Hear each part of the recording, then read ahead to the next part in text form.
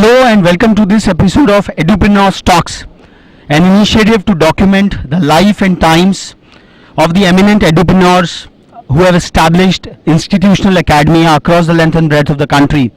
This series will document their vision statements, their missionary zeal with which they are carrying forward their educational enterprises, and most importantly, the great opportunities they see in the youth of this country and the day-to-day challenges which they have been facing on and on again.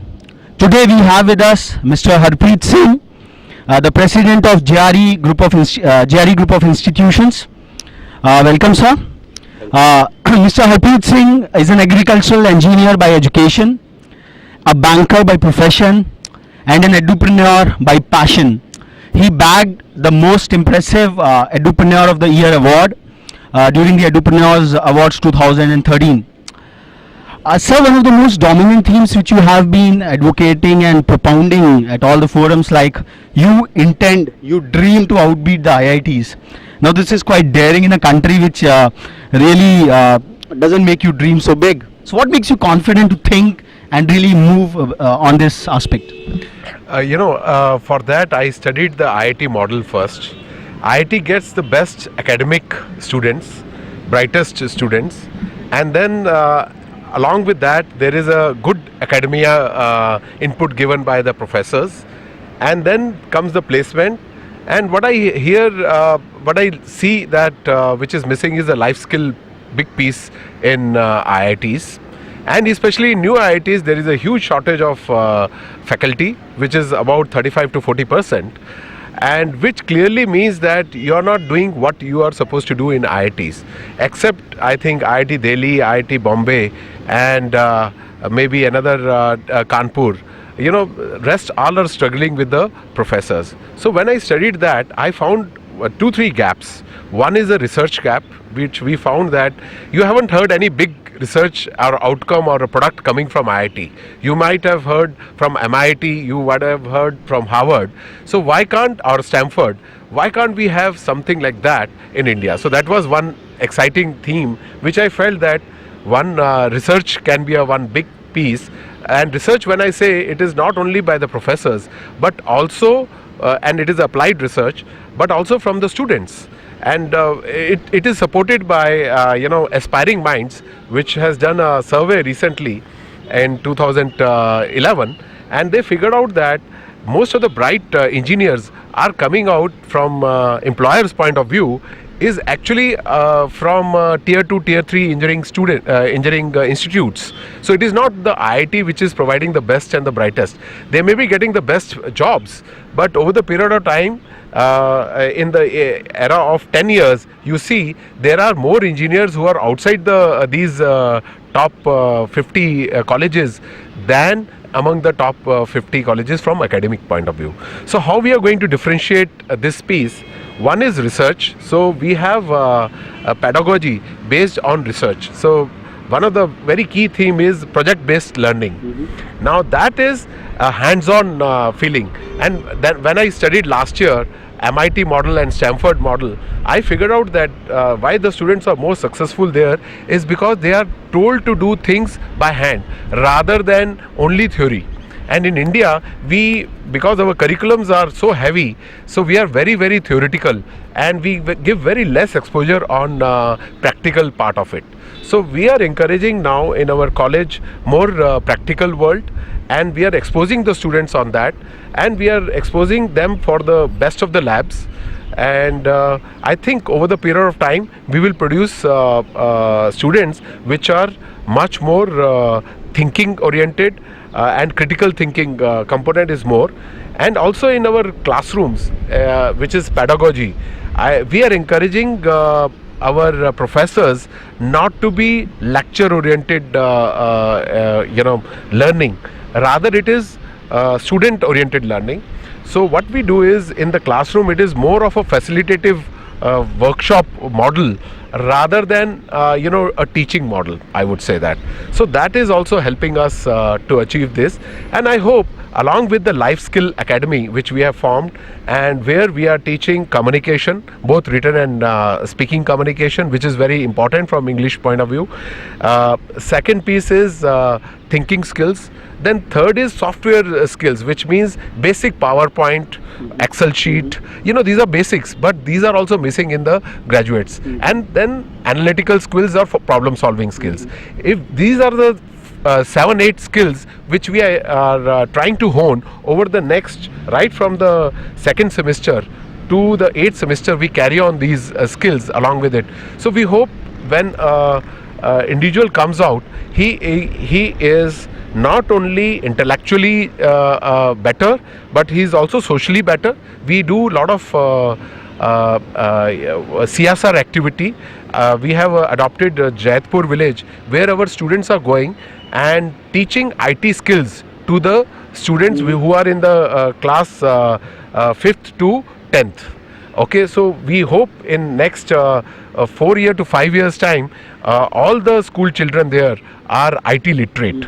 And IT is technology is one component which I personally feel can liberate our students all across, whether it is from secondary education or it is higher education.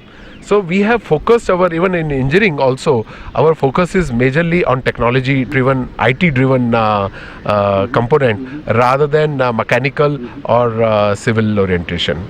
You mentioned about that one of the core problems, challenges which IITs are facing is the lack of faculty, quality faculty. What you are doing to fill this gap of quality faculty or the number of faculty members at your institution? I think we are taking our professors young.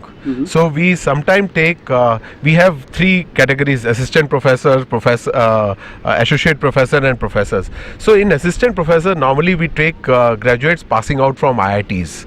Okay, we find that they are from good background engineers and they are ready to move moldable.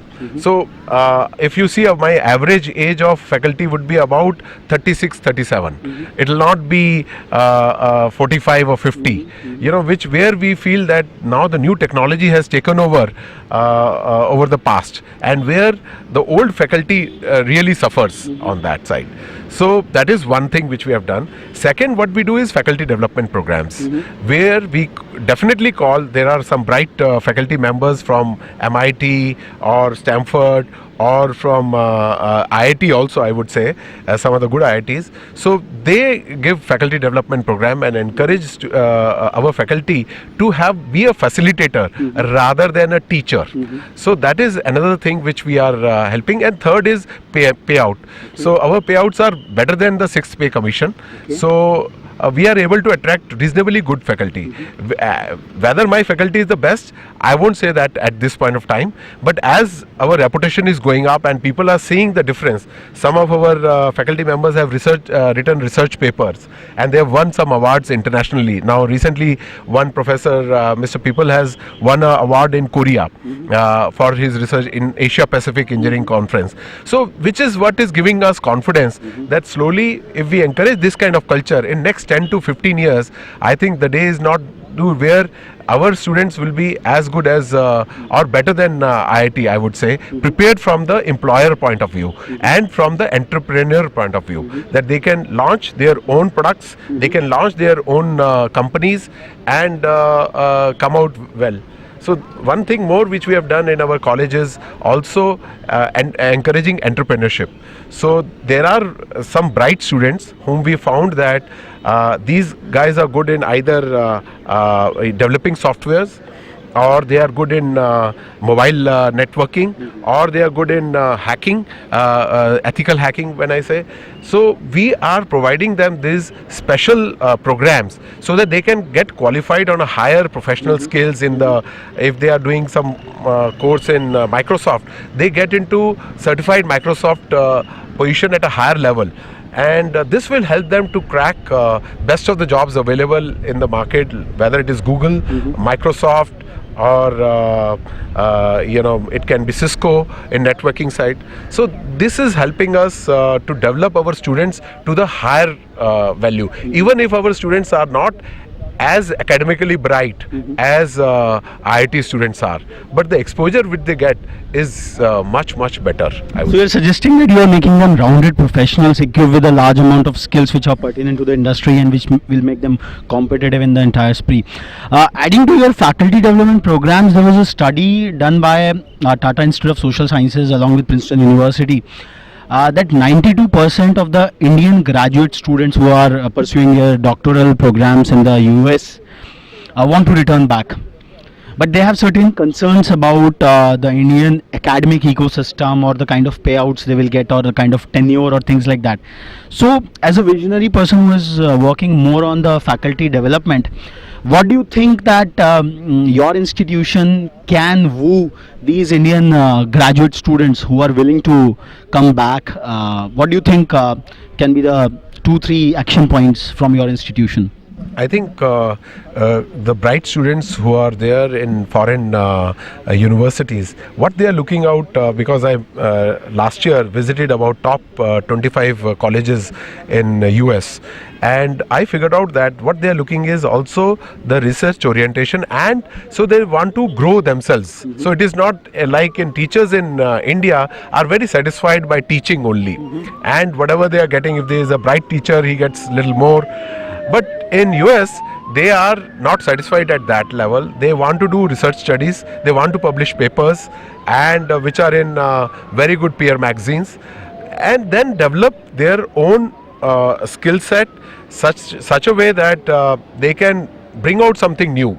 I think to do that in India, one, we have to pay higher than what we are paying currently, and for that we have to get out of this fee fixation mode. Most of the colleges are stuck because of affiliation with the universities which are government universities, so you can't increase the fee. If I can't increase the fee, then there are two ways to fund the institution. One, endowments, that means our alumni or our corporates really fund the institutions, and then we use this money to give it to the best of the professors who are coming from abroad. So where the gap is, actually we find that the professor want to come to India, they are because the opportunities are there in India, but they find that the payout is so less, so they are not joining in. So another way which we figured out, we have recently getting one Indian professors from London School of Economics for our management college. What we have done is we have done his compensation in such a way that he can earn from doing his entrepreneurship also. So that means he is already promoting 2-3 companies where he will have his stakes, and we have given him freedom. Even in consulting also, he will get about 60 to 70% of his consulting fee to himself. So this way we have not increased his salary the way what he was getting abroad, but it is almost at 60% or 70% of his salary. Plus we have said these are the incentives. If you see in India, these things are growing up. So I am sure if the professor is very confident that he can earn from 30 to 40% outside the salary package, I think we are able to, then this kind of model can attract professors, good professors from abroad. I think it's quite an innovative proposition you have made out. You mentioned about like fee fixation is one of the impediments you feel like which stop the coming of quality faculty members to your institution. What other impediments as an edupreneur you are facing day in and day out in terms of taking your institution to the higher laurels you have thought about? I think huge regulation on academia. I would say that like we have a lot of norms which are very archaic. Like we define that this kind of degree has to have these kind of courses. So the course is also very what I would say fixed. While abroad, a student is allowed to join a college and then choose the stream. after 2 years or so. I think that's a right model. Because I don't think after class 12th any student knows why he should do engineering or commerce or something. He has not yet made up his mind fully because he has not got the full exposure. So I would say that let the student get in the first 2 years of his graduation exposure to various subjects, and then after 2 years let him choose that. And this kind of flexibility is not there currently with the UGC.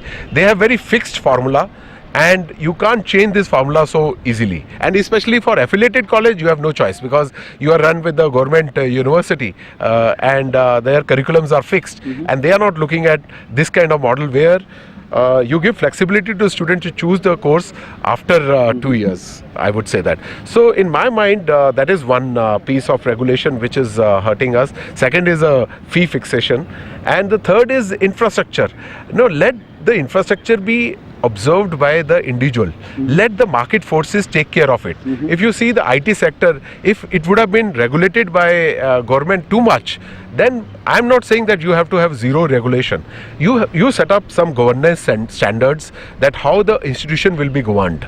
Okay, there should not be a shortcuts. So currently all regulations are majorly, if you see AICT norms, they are majorly focused on numbers, whether it is number of classrooms, it is number of professors, and it is also on the number of auditoriums and all that stuff.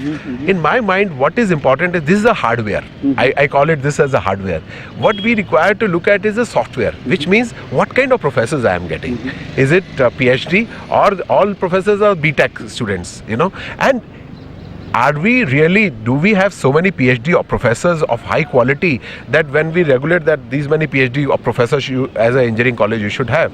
So I think these are some of the things which regulators have to look in and give flexibility to the institutions and look at the ethos and then focus on accreditation. You do good quality accreditation of the colleges. That means there should be supreme body which from the industry and from the academia field, both mix up. They should accredit institutions, and on that accreditation basis there should be a competition rather than which institution has better infrastructure or which institution has more number of professors. That has no meaning if the quality is not there, I would say that. So there needs to be done a lot of things to be done on the governance, which means that even our governance right from BOG, which is Board of Governors, who are there, I think there we need to put in more focus rather than putting on day-to-day operations kind of a thing. So day-to-day operations should be left to the institution and let the best institution win over the period of time. Like IITs have gained their name over the period of time because their output is better, and similarly BITS Pilani or some other good institution, let them get their name, fame to the name.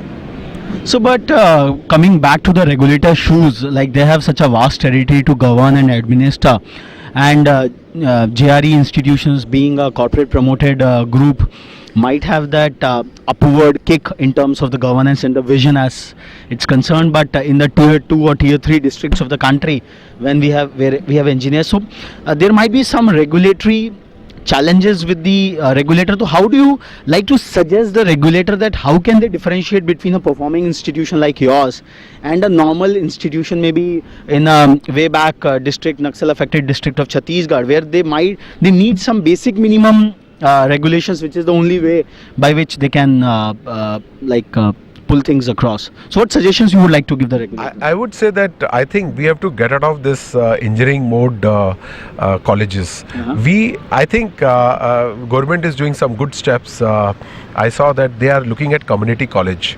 I think that concept is a great concept in remote places and even in the tier 3 places, because we need to develop skills as per the area. We have to keep our youth where they are rather than migrating all the youth in the top 10 cities of the country. If you see, there is a huge migration happening, which will keep on happening. There is no harm in that, but to some extent we have to have local development also. So for local development, if the agriculture is profound, then the institution should be based on agriculture and innovation in agriculture related to that particular terrain. If there is a Jodhpur has a good leather kind of a business, we need to have good institution on leather oriented, rather than having an engineering college there which has no meaning at that point of time, right? So I think this community college is a right solution in my mind, so that you develop vocational skills and then you can convert these vocational skills into degrees over the period of time, because your certificates have value on the credits. So you will get some credits off when you want to do a degree program. So basically, somewhere you are suggesting that the engineering education be integrated to the local economic needs, and let the whatever colleges are there in the country, let there not be a single regulator, let there be a localized I can say market understanding of things, and that specialization can come on that area. That's fantastic. In fact, sir, being a corporate promoted institution, what are the natural advantages which you got, which probably the other institutions struggle for a lot of time to come up to that level? I think one is because we were supported by corporate. It helped us to not think short term. We always thought of long term, and we focused on the quality of students which we are taking is also of good quality. When I say good quality, it doesn't mean only the marks. I think most of the institution judge the student only on the basis of marks. What we do is we do very in-depth interview with the students, and we do take students with even 60% marks, and we find that if their interest is there in engineering, then only we take. So one is the quality of students we could focus on, and we could regulate our intake. So we have no pressure that we have to fill our college right from the day one. We said we will fill with the quality students. So that was one. Second, we could also look at the professors. We took and spend more money on the professors, which normally an institution which is run by entrepreneur, his job is to somehow break even the institution faster. So what mistakes most of us makes is, one, fill up the college fast, so you have good revenues, and second is have very average faculty, because no good faculty will join you day one. And because we were having good academic partnership with our promoters, so we could see that some of the professor could see that this is being promoted by this kind of institution, education institution. So they joined us upfront. So they said that this institution means something. So I think that also helps. You attracting professors also, it helps. And second is long-term vision. So what we framed that we want to be world-class institution, which over the period of time we should have ranking in international arena in the top 500 in next 15 years time, and in India among the top 5 institution in next 10 years. So if you have that kind of vision, you start working on it. Just having a prospective plan for 15 years says it all, sir. Moving from the professional side of edupreneurship, like we would like to be very curiously to know about your journey from being an student at KV at FRI Dehradun to your Punjab Agricultural University, where you studied agricultural engineering, and then to IIM Ahmedabad. So how has been your academic journey? Some of the lessons or some of the pitfalls you saw helped you to shape up some of the experiments you are doing today? As a student, I was, I think, till class 10th, I would say that I was a very average student. And somewhere in the class 11th, I figured it out, being average is not good enough. You should be among the top 3. And that's where I think my transformation happened to myself. And I figured out that education is very important in life, and we were all from middle class family. So the only way, the route to success is and good life is education. So fortunately, I got selected in agriculture engineering college, and then in agriculture engineering college I found that we could, especially PAU, encourage lot of research work and lot of self-learning. And we had professors coming from US. So that time it was funded by US, I think, USAID, right? And so for that, we got to exposed to the very good professors who had done PhDs from top universities in US. Like some were Michigan University, some were coming from University of Chicago. So we that helped us. They told us to look at the research orientation. So we had a lot of projects which we were working on, and I was very fortunate that my project got the best prize of the year, because in the final year you have to do a project. And I did computer simulation of tractor driving. I still remember that time computers were like unknown name, and I have to learn the whole programming myself. So I found that this was a great, the professors, you will not believe that my computer professor who has come from US, I thought that he will let me learn the programming. He said, this is the computer, you learn yourself. I was totally shaken. Till date, all this was learning by lecture orientation and all. And this really opened up for me, and you will not believe, I took 2 months to learn the basic language myself, okay, and then progressed on my project. That told me that I can learn anything. Now that's a kind of self-confidence you develop at the institution. So I think that's the germs of your research-oriented training and learning by doing. I think it comes from your tenure at Punjab PAU. Agricultural University. So it's an exciting journey, like from a average student to a gold medalist. Sir is a gold medalist from Punjab Agricultural University. How come you transition from being a banker to an edupreneur? This is quite intriguing in a way. Actually, I've been very focusing on education right in banking also. I used to give, right from actually start of my career, my major focus was on training. Even in Johnson Johnson, we had an engineering division which I was heading, and where in the engineering division we used to make high quality insulation tapes, and that's where I used my engineering. If you have to ask me where I used my engineering, I figured out that training is very important. So we used to convert our normal BSc students to PTech. Permacell, that was a brand of Johnson Johnson, technology kind of BTech kind of equivalent. We used to say PTech. So there the focus was on training. So this has been throughout in my career. Even in banking, the training played a huge role, because I felt that when the any employee is going to touch base with the customer, he should know his product very well, and training is very important. So education is part of that training. So I was very close to the education per se, and once after merger of Centurion Bank of Punjab with HDFC Bank, I was thinking of making a career shift to some other place where I am really interested, where my heart is there. So I figured out there were 2-3 areas. I really saw agriculture because of being an agriculture engineer. Then I looked at education, and then another one was healthcare, because these were the 3 sectors I felt are going to grow fast, and they need good professionals. So I got an opportunity. Shantanu, who is my batchmate from IIM Ahmedabad, he called me up and he said that there is a space available for starting higher education. So I picked it up. I said enough of banking. Yes, there is a huge money. I left it on the side. I really took a cut in my salary and came to education. But the whole fact was that money is not everything in life. In my mind, I think this is a very satisfying career, because when you see students how they came into the institution, and some of the students who passed out in my management first batch and 100% placement was there, it is really a transformational thing when you see in their eyes the sparks.